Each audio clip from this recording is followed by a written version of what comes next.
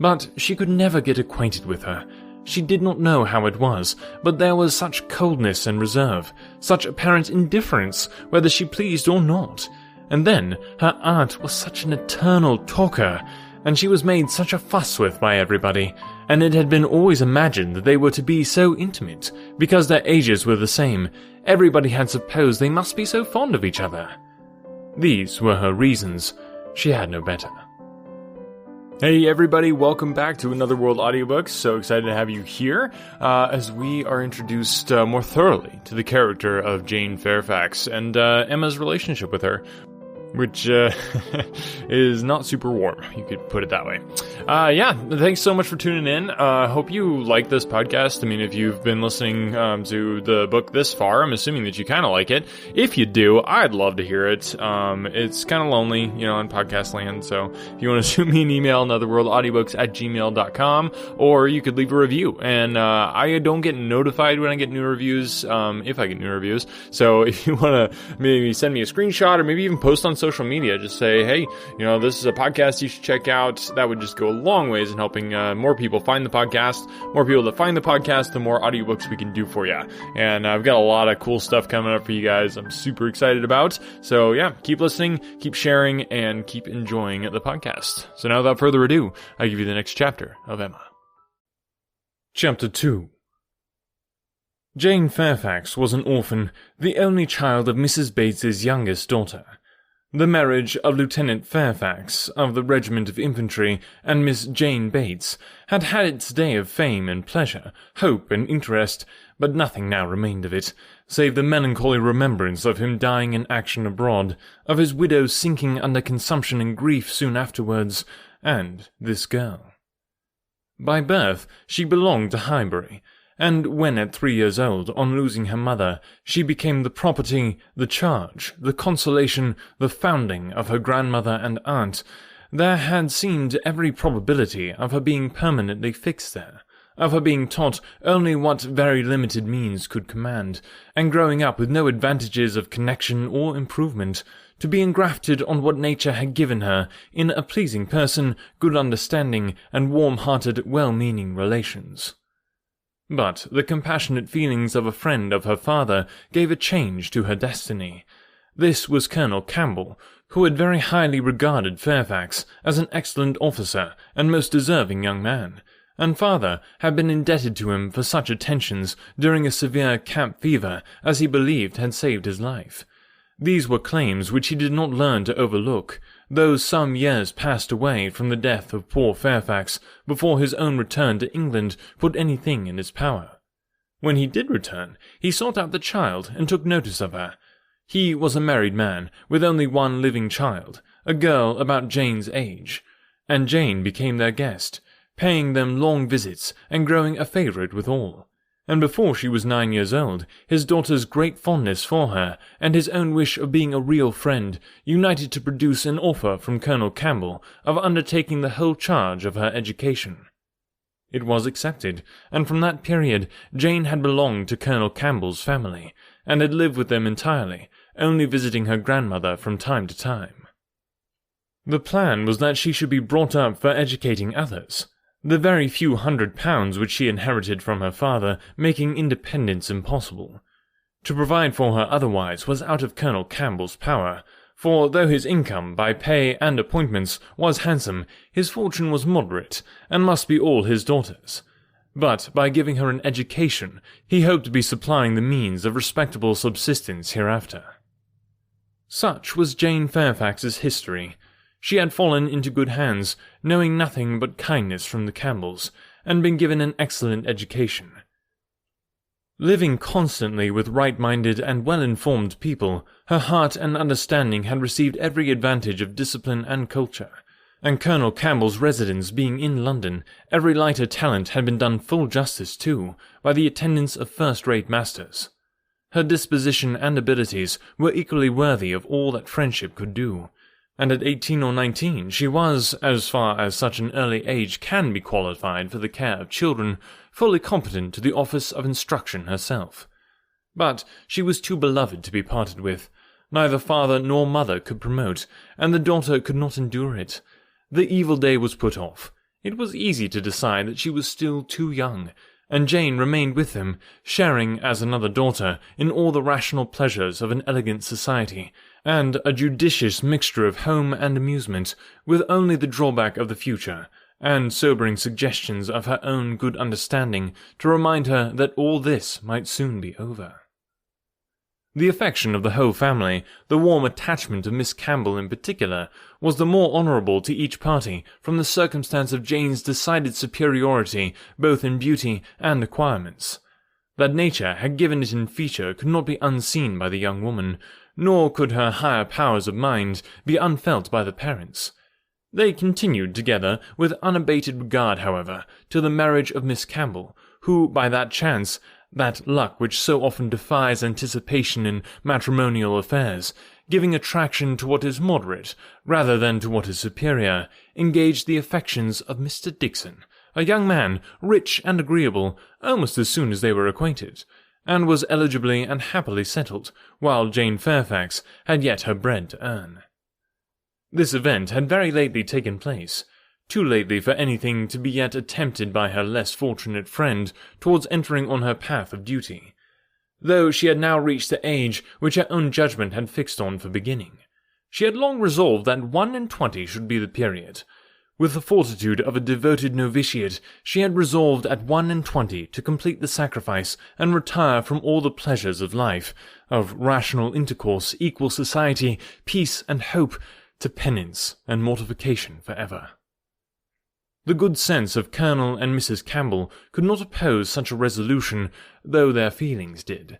As long as they lived, no exertions would be necessary. Their home might be hers for ever, and for their own comfort they would have retained her wholly.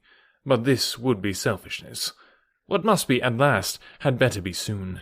Perhaps they began to feel it might have been kinder and wiser to have resisted the temptation of any delay, and spared her from a taste of such enjoyments of ease and leisure as must now be relinquished. Still, however, affection was glad to catch at any reasonable excuse for not hurrying on the wretched moment. She had never been quite well since the time of their daughter's marriage. Until she should have completely recovered her usual strength, they must forbid her engaging in duties which, so far from being compatible with a weakened frame and varying spirits, seemed, under the most favourable circumstances, to require something more than human perfection of body and mind to be discharged with tolerable comfort. With regard to her not accompanying them to Ireland, her account to her aunt contained nothing but truth, though there might be some truths not told. It was her own choice to give the time of their absence to Highbury, to spend perhaps her last months of perfect liberty with those kind relations to whom she was so very dear. And the Campbells, whatever might be their motive or motives, whether single or double or treble, gave the arrangement their ready sanction, and said that they depended more on a few months spent in her native air for the recovery of her health than on anything else. Certain it was that she was to come, and that Highbury, instead of welcoming that perfect novelty which had been so long promised it, Mr. Frank Churchill, must put up for the present with Jane Fairfax, who could bring only the freshness of a 2 years' absence. Emma was sorry to have to pay civilities to a person she did not like through 3 long months, to be always doing more than she wished and less than she ought. Why she did not like Jane Fairfax might be a difficult question to answer. Mr. Knightley had once told her it was because she saw in her the really accomplished young woman which she wanted to be thought herself, and though the accusation had been eagerly refuted at the time, there were moments of self-examination in which her conscience could not quite acquit her. But she could never get acquainted with her. She did not know how it was, but there was such coldness and reserve, such apparent indifference whether she pleased or not. And then her aunt was such an eternal talker, and she was made such a fuss with by everybody, and it had been always imagined that they were to be so intimate, because their ages were the same. Everybody had supposed they must be so fond of each other. These were her reasons. She had no better. It was a dislike so little just, every imputed fault was so magnified by fancy, that she never saw Jane Fairfax the first time after any considerable absence, without feeling that she had injured her. And now, when the due visit was paid on her arrival, after a 2 years' interval, she was particularly struck with the very appearance and manners, which for those 2 whole years she had been depreciating. Jane Fairfax was very elegant, remarkably elegant, and she had herself the highest value for elegance. Her height was pretty, just such as almost everybody would think tall, and nobody could think very tall. Her figure particularly graceful, her size a most becoming medium, between fat and thin, though a slight appearance of ill health seemed to point out the likeliest evil of the two. Emma could not but feel all this, and then her face, her features. There was more beauty in them altogether than she had remembered. It was not regular, but it was very pleasing beauty. Her eyes, a deep grey, with dark lashes and eyebrows, had never been denied their praise. But the skin, which she had been used to cavil at as wanting colour, had a clearness and delicacy which really needed no fuller bloom. It was a style of beauty of which elegance was the reigning character, and as such she must, in honour, by all her principles, admire it. Elegance which, whether of person or of mind, she saw so little in Highbury. There, not to be vulgar, was distinction and merit. In short, she sat during the first visit looking at Jane Fairfax with twofold complacency, the sense of pleasure and the sense of rendering justice, and was determining that she would dislike her no longer. When she took in her history, indeed, her situation as well as her beauty, when she considered what all this elegance was destined to, what she was going to sink from, how she was going to live, it seemed impossible to feel anything but compassion and respect, especially if to every well-known particular entitling her to interest were added the highly probable circumstance of an attachment to Mr. Dixon, which she had so naturally started to herself. In that case, nothing could be more pitiable or more honourable than the sacrifices she had resolved on. Emma was very willing now to acquit her of having seduced Mr. Dixon's actions from his wife, or of anything mischievous which her imagination had suggested at first. If it were love, it might be simple, single, successless love on her side alone. She might have been unconsciously sucking in the sad poison while a sharer of his conversation with her friend, and from the best, the purest of motives, might now be denying herself this visit to Ireland, and resolving to divide herself effectually from him and his connections by soon beginning her career of laborious duty. Upon the whole, Emma left her with such softened, charitable feelings as made her look around in walking home, and lament that Highbury afforded no young man worthy of giving her independence, nobody that she could wish to scheme about for her. These were charming feelings, but not lasting. Before she had committed herself by any public profession of eternal friendship for Jane Fairfax, or done more towards a recantation of past prejudices and errors, than saying to Mr. Knightley, "She certainly is handsome. She is better than handsome." Jane had spent an evening at Hartfield with her grandmother and aunt, and everything was relapsing much into its usual state. Former provocations reappeared. The aunt was as tiresome as ever, more tiresome, because anxiety for her health was now added to admiration of her powers, and they had to listen to the description of exactly how little bread and butter she ate for breakfast, and how small a slice of mutton for dinner, as well as to see exhibitions of new caps and new work-bags for her mother and herself. And Jane's offences rose again. They had music. Emma was obliged to play, and the thanks and praise which necessarily followed appeared to her an affectation of candour, an air of greatness, meaning only to shew off in higher style her own very superior performance. She was besides, which was the worst of all, so cold, so cautious. There was no getting at her real opinion. Wrapped up in a cloak of politeness, she seemed determined to hazard nothing. She was suspiciously reserved. If anything could be more where all was most, she was most reserved on the subject of Weymouth and the Dixons than anything. She seemed bent on giving no real insight into Mr. Dixon's character, or her own value for his company, or opinion of the suitableness of the match. It was all general approbation and smoothness, nothing delineated or distinguished. It did her no service, however. Her caution was thrown away. Emma saw its artifice, and returned to her first surmises. There probably was something more to conceal than her own preference. Mr. Dixon, perhaps, had been very near changing one friend for the other, or been fixed only to Miss Campbell for the sake of the future £12,000. The like reserve prevailed on other topics. She and Mr. Frank Churchill had been at Weymouth at the same time.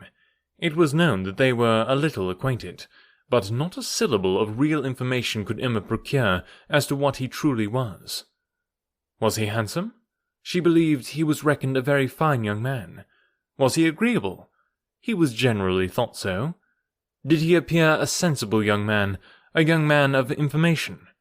At a watering place, or in a common London acquaintance, it was difficult to decide on such points. Manners were all that could be safely judged of, under a much longer knowledge than they had had yet of Mr. Churchill. She believed everybody found his manners pleasing. Emma could not forgive her. So what do you think about the new intro style? I don't know. I was just trying to shake it up a little bit. If you like it, I would love to hear from you. If you hate it, I'd love to hear from you. Yeah, hit me up. Social medias are all linked down below, as well as my email. And yeah, we'd just love to hear from you guys. Let me know what you think about the podcast. Always looking for suggestions for how to improve.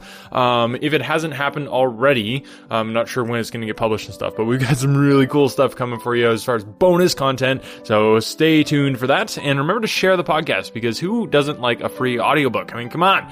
You can also go to anotherworldaudiobooks.com if you can't get enough free audiobooks. Anotherworldaudiobooks.com. Just pop your email in there and I will send you a free audiobook of your choice. The Another World Audiobooks library is growing, so you got a lot of books to choose from. If you haven't listened through all the backlist, you can just do that, or you can request a free audiobook and I will just send it right to you, because, I don't know, I guess I'm a nice guy or something. Anyway, thanks guys for listening. I will catch you next week.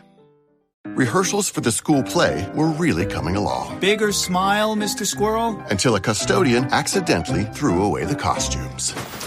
Oh no! Everyone was rattled. Miss Garrity forgot how to play.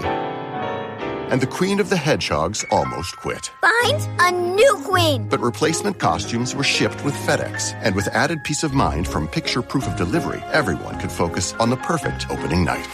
FedEx, where now meets next. For residential delivery only. This is Carl. Hi. Carl needs a website for his business. I sell the world's finest flavored toothpicks. But sadly for Carl, he doesn't know all of the techie, complicated website stuff. So he's just out of luck, and his business is doomed to fail in this digital age of... Actually, I got my website set up super fast and easy with Invicta.services. You...